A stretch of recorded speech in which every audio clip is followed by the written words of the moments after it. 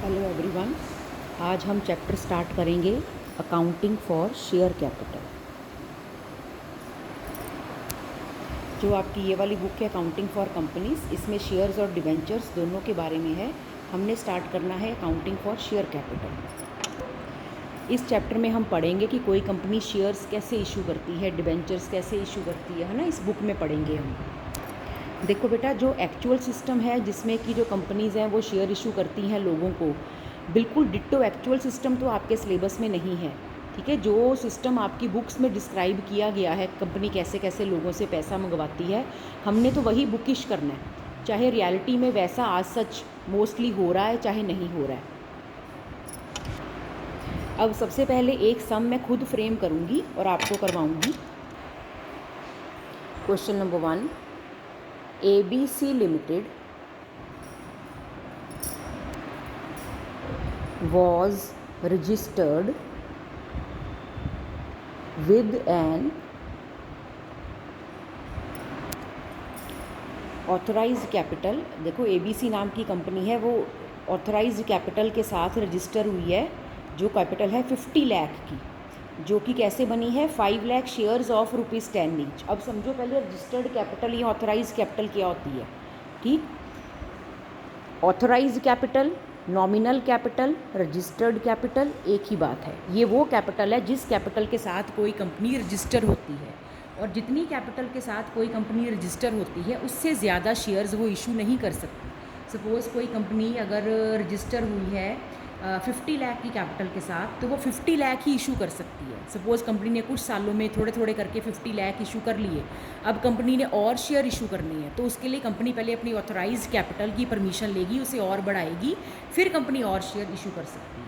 तो कंपनी ने उसमें से ज़रूरत पड़ने पर शेयर इशू करने होती हैं, तो कंपनी ने क्या किया, उसमें से 10,000 शेयर अभी इशू किए। ठीक है, for public subscription. Public subscription मतलब लोगों के लिए इशू किए हैं कि लोग उसके लिए सब्सक्राइब करें। अप्लाई करने को ही सब्सक्राइब करना कहते हैं, कि लोग शेयर्स के लिए अप्लाई करें।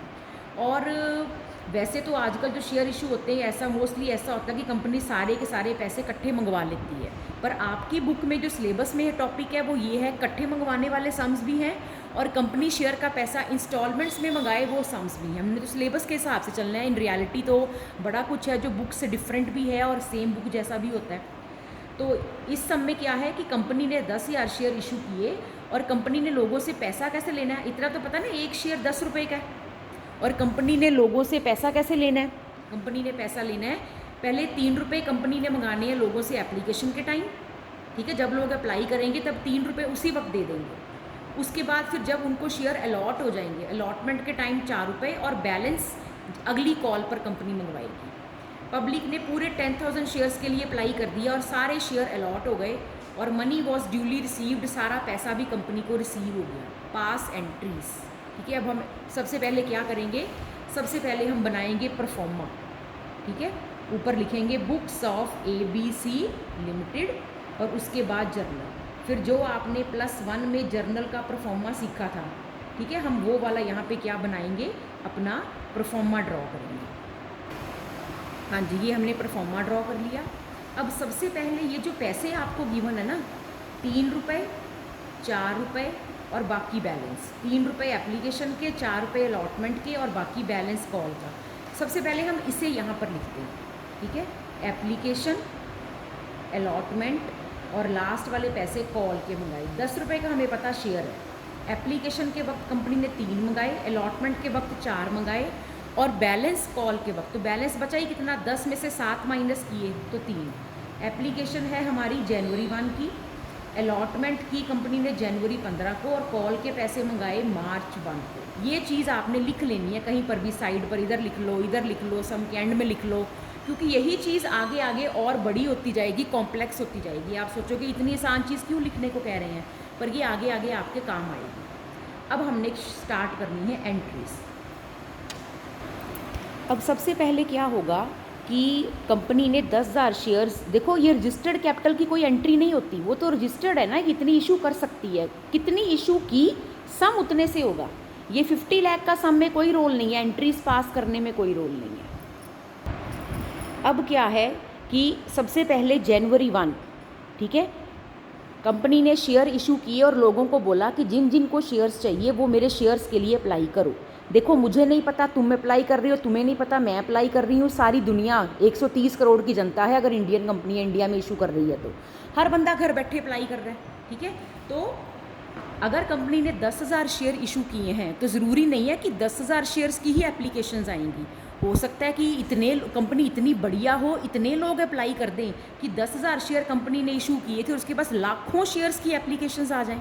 तो कई बार इशू कितने गुना ज़्यादा, कितने टाइम ज़्यादा ओवर सब्सक्राइब हो जाता है, मतलब एप्लीकेशंस बहुत ज़्यादा आ जाती हैं।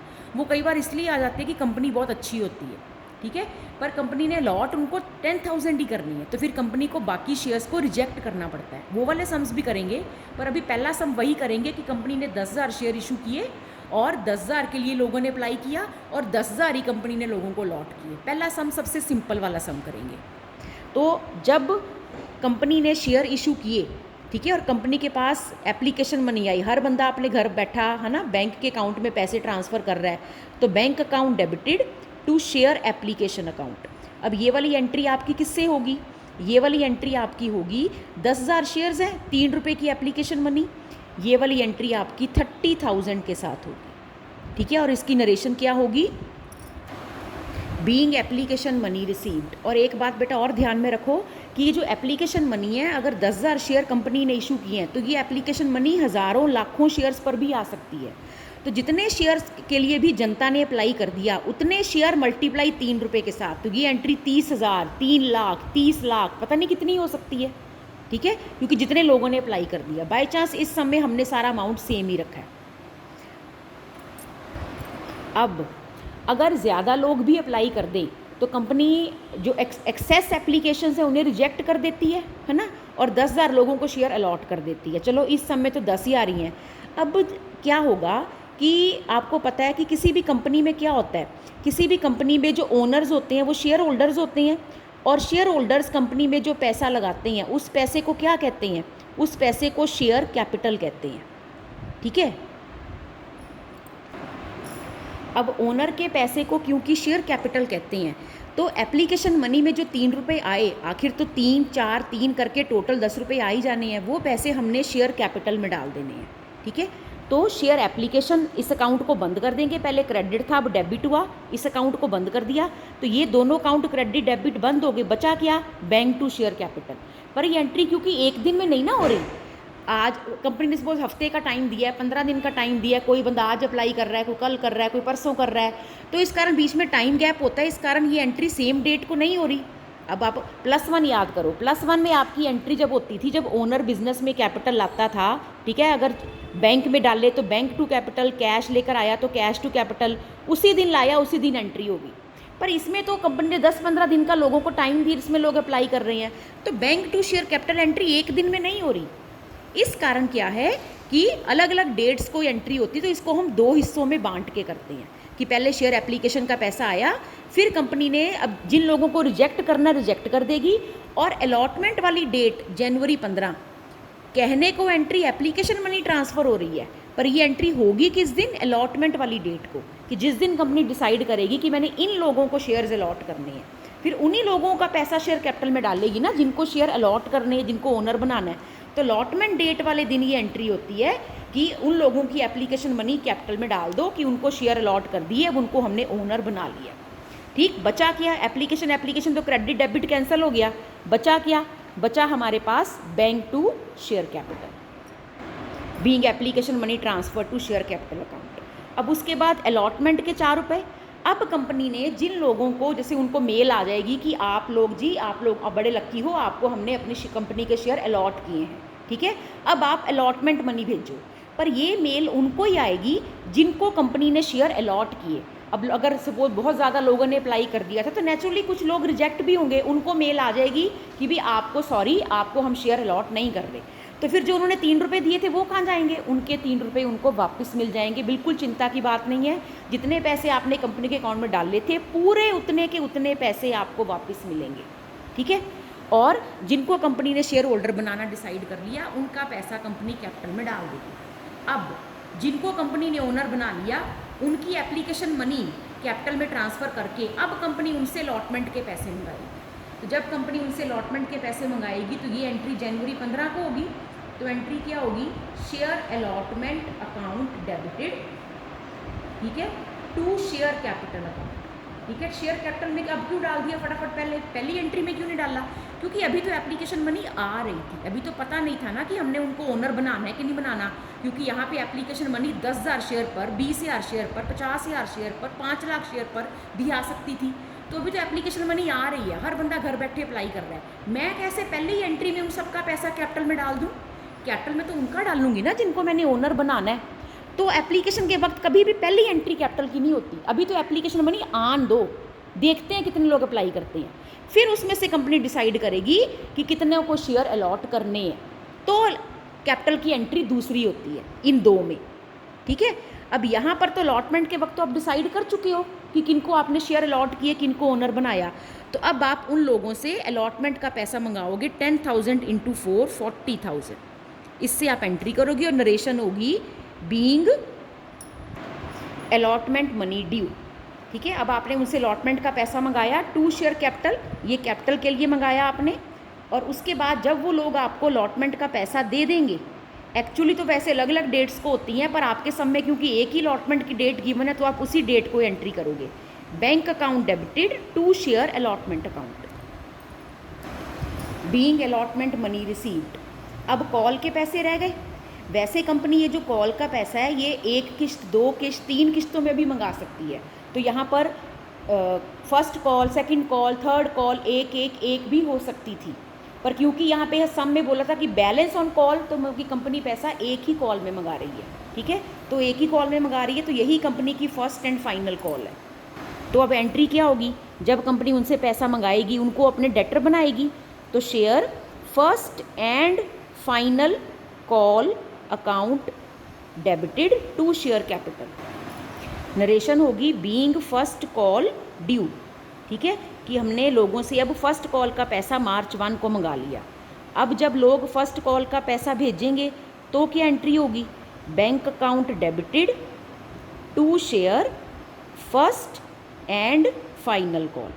अगर फर्स्ट के बाद सेकंड कॉल भी होती, थर्ड कॉल भी होती, तो मैं इसको सिर्फ शेयर फर्स्ट कॉल लिखती, पर अब मुझे पता है कि 10 रुपये में से यही मेरी फाइनल कॉल है, तो मैंने इसी के साथ एंड फाइनल वर्ड जोड़ दिया। अगर सब में 3 कॉल्स होती यहाँ पे, तो मैं लिखती फर्स्ट कॉल को फर्स्ट कॉल, सेकंड कॉल को सेकंड कॉल, और फिर थर्ड कॉल के साथ वर्ड जोड़ती थर्ड एंड फाइनल कॉल। तो जब पैसा रिसीव हो गया, बीइंग फर्स्ट कॉल रिसीव्ड। अब आप एक चीज़ गौर कर रहे हो कि एप्लीकेशन की 2 एंट्रीज़ हैं, अलॉटमेंट की 2 एंट्रीज़ हैं, फर्स्ट कॉल की 2 एंट्रीज़ हैं। एक चीज़ गौर की पहले कि 2 एंट्रीज़ एप्लीकेशन, 2 अलॉटमेंट, 2 कॉल, 2 की जोड़ी में है। पहली बात ये याद रखना कि हर स्टेज की 2 एंट्रीज़ होंगी, ठीक। दूसरी बात एक और चीज़ गौर करो कि एप्लीकेशन क्रेडिट हुई, डेबिट हुई, ख़त्म हो गई, तो बचा क्या, एप्लीकेशन क्रेडिट हुई, बचा क्या, बैंक टू शेयर कैपिटल, ठीक है। अगली पे आ जाओ, शेयर अलॉटमेंट डेबिट हुआ, क्रेडिट हुआ, बचा क्या, इन 2 एंट्रीज में कंपाउंड पास करूं तो बचा क्या, एक बैंक अकाउंट डेबिट बचा, एक टू शेयर कैपिटल बचा। फर्स्ट कॉल डेबिट हुई, क्रेडिट हुई, बचा क्या, बैंक टू शेयर कैपिटल। यानी कि अगर मैं तीनों एंट्रीज का नेट रिजल्ट देखूं तो bank to share capital, bank to share capital, bank to share capital बच रहा है, ठीक है। ये भी देख लेना कि आपका net result bank to share capital बचे। ये दूसरी बात। पहली बात, हर स्टेज की एंट्री 2 के जोड़े में होगी। दूसरी बात, हर स्टेज की अगर तुम 2 जोड़ी की नेट एंट्री बनाकर देखोगे एप्लीकेशन काट के, तो बैंक अकाउंट डेबिट में बचेगा, टू शेयर कैपिटल क्रेडिट में बचेगा, ठीक है। अलॉटमेंट कैंसिल हो गए तो बैंक अकाउंट डेबिट में बचा, to share capital, bank account debit में बचा, टू शेयर कैपिटल, ठीक है। तो यही बच रहा है। तो +1 में भी तो जब ओनर कैपिटल लाता था तो बैंक टू कैपिटल ही एंट्री होती थी, वो तो यहाँ पर भी वही रही है, bank to share capital, bank to share capital, bank to share capital, पर 3 स्टेजेस में हो रही है। क्यों? क्योंकि पैसा एक दिन थोड़ी आ रहा है, पैसा अलग अलग डेट्स को आ रहा है। वो तो सोल ट्रेड बिजनेस में भी +1 में अगर वो पैसा सपोज जनवरी में ला रहा है, जनवरी 15 को ला रहा है, मार्च 1 को ला रहा है, तब भी तो आपने +1 में यही एंट्री करनी थी बार बार, bank to capital, bank to capital, bank to capital. तो यहाँ पर भी अलग अलग डेट्स हैं, तो entry bank to share capital, bank to share capital, bank to share capital, पर 2 के जोड़े में होगी, ठीक है। क्योंकि सारा पैसा सेम डेट को नहीं आ रहा। तीसरी बात आप एक और चीज़ गौर करो कि एप्लीकेशन के वक्त बैंक वर्ड पहले आ रहा है, पहली एंट्री में आ रहा है, पर अगले 2 जोड़ों में बैंक वर्ड दूसरी एंट्री में आ रहा है। गौर कर रहे हो, एप्लीकेशन के वक्त तो पहली एंट्री में बैंक आ गया, पर अलॉटमेंट और कॉल के वक्त बैंक वर्ड दूसरी एंट्री में आया। ठीक है, या आप ये कह लो कि शेयर कैपिटल वर्ड पहली बार तो दूसरी एंट्री में आया, और जब दूसरी बार 2 जोड़े बने तो शेयर कैपिटल वर्ड पहली एंट्री में ही आ गया। अब इसका जवाब सुनो क्यों। एप्लीकेशन के वक्त तो जब उनके घर से एप्लीकेशंस आई, हर बंदा घर बैठा अप्लाई कर रहा है, तो कंपनी के पास तो एप्लीकेशन मनी बहुत ज़्यादा भी आ सकती है, एक्सेस आ सकती है। तो यहाँ पर तो पैसे 3 लाख, 30 लाख, 30 करोड़, पता नहीं कितने हो सकते हैं। सबको तो नहीं मैंने शेयर होल्डर बना लेना, अब मैंने उनमें से डिसाइड करना है कि किसको शेयर होल्डर बनाना है। तो जब एप्लीकेशन मनी आए, मैं आते ही थोड़ा ना उनको अपने ओनर बना लूँगी, तो पहली एंट्री में शेयर कैपिटल नहीं होता। फिर कंपनी डिसाइड करती है उसमें से किसका पैसा रखना, किसका वापस करना, फिर कंपनी बाकियों को शेयर होल्डर बनाती है जिनको डिसाइड करती है। तो एप्लीकेशन के वक्त शेयर कैपिटल की एंट्री दूसरी होती है। अब तो आपने डिसाइड कर ली है ना 10,000 शेयर किनको देने हैं, अब आप अलॉटमेंट मनी तो उनसे ही मंगाओगे ना जिनको आपने ओनर बना लिया। तो अब आपकी पहली एंट्री में ही शेयर कैपिटल वर्ड होता है। एक और ये तीसरी बात हो गई। अब चौथी बात, याद करो +1 में जब हम एंट्री करते थे, ओनर पैसा लेकर आता था तो 2 कैपिटल भी लिख सकते थे या 2 राम्स कैपिटल भी लिख सकते थे, है ना। या अगर पार्टनरशिप का आपने चैप्टर किया अभी, तो पार्टनरशिप में अगर ए और बी दोनों कैपिटल लेके आते हैं, हम एंट्री करते हैं cash account debited 2 Ram's capital 2 Shyam's capital. चलो 2 बंदे हों, 10 बंदे हों, 20 बंदे हों, तो आप नाम लिख लोगे। जब लाखों करोड़ों बंदे हों और वो पैसा दे रहे हैं, बैंक टू शेयर कैपिटल, अब कोई कहे सबका नाम लिखो, बेटा इतने सारे नाम कैसे लिख लेंगे। तो इस कारण हम सबके नाम की बजाय हम यहाँ पे क्या लिख देते हैं, वर्ड शेयर कैपिटल। अब देखा जाए कि अगर कोई पूछे कि मैम हर एक बार entry bank to share capital, bank to share capital, bank to share capital ही बच रही है, तो मैडम फिर यही वाली एंट्री क्यों नहीं कर लेते, क्यों 2-2 कर रहे हैं। ठीक है, 2-2 भी क्यों कर रहे हैं, और ये एप्लीकेशन वर्ड क्यों लिख रहे हैं। जैसे अगर मेरे को ये पैसा, सपोज करो अगर मुझे पैसा राम दे रहा है, ठीक है, तो मैं एंट्री करूँगी ना कैश टू राम। अगर ये पैसा मुझे शेयर होल्डर दे रहे हैं तो बैंक टू शेयर होल्डर क्यों नहीं लिख रही मैं। अगर कोई पूछना चाहे कि मैडम यहाँ पे अगर पैसा शेयर होल्डर दे रहे हैं तो बैंक टू, जैसे राम्स कैपिटल लिखते हैं, तो शेयर होल्डर लिखो ना, पर्सनल अकाउंट है ये शेयर होल्डर। अलॉटमेंट का पैसा आया तो बैंक टू शेयर होल्डर लिखो।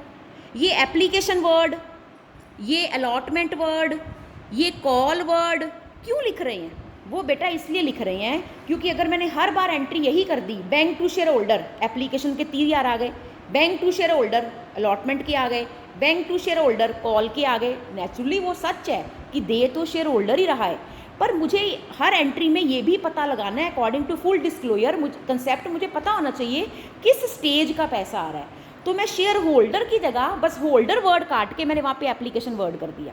ये पैसा भी बैंक टू शेयर होल्डर, दे मेरे को शेयर होल्डर ही रहे हैं, बस होल्डर की जगह मैंने अलॉटमेंट वर्ड लिख दिया। ठीक है, bank to share holder, holder की जगह कॉल वर्ड लिख दिया, क्योंकि जब उनसे पैसा मंगाया भी तो शेयर अलॉटमेंट डेबिट करने का मतलब है, मैं जैसे अगर मैंने राम को उधार पर सेल की तो मैं एंट्री करूँगी ना राम टू सेल, तो राम को क्या बनाया मैंने, डेटर, कि मैंने इससे पैसे लेने हैं, और जब राम ने पैसे दिए तो मैंने एंट्री कर दी कैश टू राम।